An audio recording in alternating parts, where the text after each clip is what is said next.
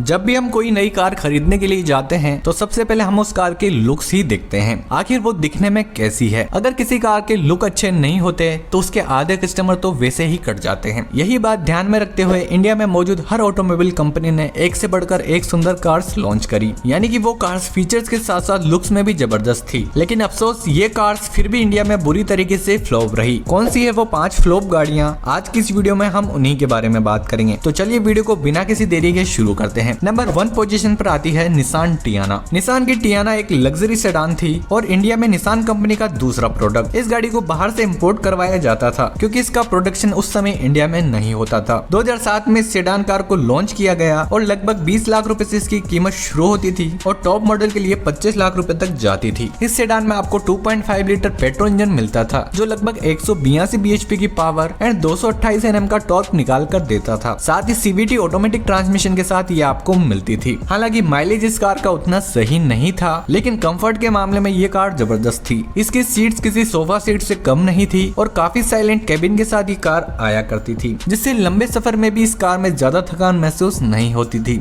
लेकिन good looking and जबरदस्त road presence होने के बाद भी इंडियन कार मार्केट में ये कार बुरी तरीके से फेल रही और 2015 में मजबूरन इस कार को डिसकंटिन्यू करना पड़ा। सेकंड कार है Ford fiesta. Fully feature loaded ये कार थी और साथ इसके लुक्स भी जबरदस्त थे। 1.5 litre petrol engine and 1.5 litre diesel engine के साथ ये कार आया करती थी, जिसको इंडियन कार मार्केट में 2011 में लॉन्च किया गया, जिसकी कीमत 8.5 लाख रुपए से लेकर टॉप मॉडल के लिए 10.5 लाख रुपए तक जाती थी। लुक्स एंड फीचर्स के साथ ये कंफर्ट में भी जबरदस्त थी। कुछ समय बाद इसके पेट्रोल इंजन को डिसकंटिन्यू कर दिया, साथ ही डीजल इंजन को अपग्रेड कर दिया था। लेकिन इन सब के बावजूद भी इस कार की सेल्स पर कोई फर्क नहीं पड़ा और ये फोर्ड की सुपर फ्लॉप कार रही, जिसके बाद फोर्ड ने इसे 2015 में डिसकंटिन्यू कर दिया। नंबर 3 पर आती है हुंडई सोनाटा। हुंडई ने इस कार को इंडिया में 2012 में लॉन्च किया था, जिसमें आपको उस समय सेडान सेगमेंट में सबसे ज्यादा केबिन स्पेस मिलता था और फीचर लोडेड ये सेडान कार थी। साथ ही इसकी रियर सीट्स भी काफी कंफर्टेबल थी। इसमें आपको पेट्रोल इंजन का ही ऑप्शन मिलता था जो 2.4 लीटर पेट्रोल इंजन था। 201 PS की पावर एंड 250 Nm का टॉर्क ये जनरेट करती थी। मैनुअल एंड ऑटोमेटिक दोनों ट्रांसमिशन के साथ ये कार आया करती थी, जिसकी कीमत 11.5 लाख रुपए से शुरू होकर टॉप मॉडल के लिए 21 लाख रुपए तक जाती थी। इतना कुछ होने के बाद भी ये कार इंडियन कार मार्केट में फेल हो गई और 2015 में इस कार को डिसकंटिन्यू करना पड़ा। नंबर 4 पोजीशन पर आती है शेवरले क्रूज। इस सेडान कार की रोड प्रेजेंस जबरदस्त थी। इस कार की जितनी तारीफ करी जाए उतनी ही कम है। इसी के साथ 2 लीटर डीजल इंजन इसमें आपको मिलता था जो 163 PS की पावर एंड 360 Nm का जबरदस्त टॉर्क ये निकाल कर देती थी। पावरफुल इंजन के साथ ये कार रियल लाइफ में 15 से लेकर 18 kmpl तक का माइलेज भी निकाल कर देती थी। लोग इसे डीजल रॉकेट के नाम से जानते थे। इस कार में बैठने के बाद कोई भी कमी महसूस नहीं होती थी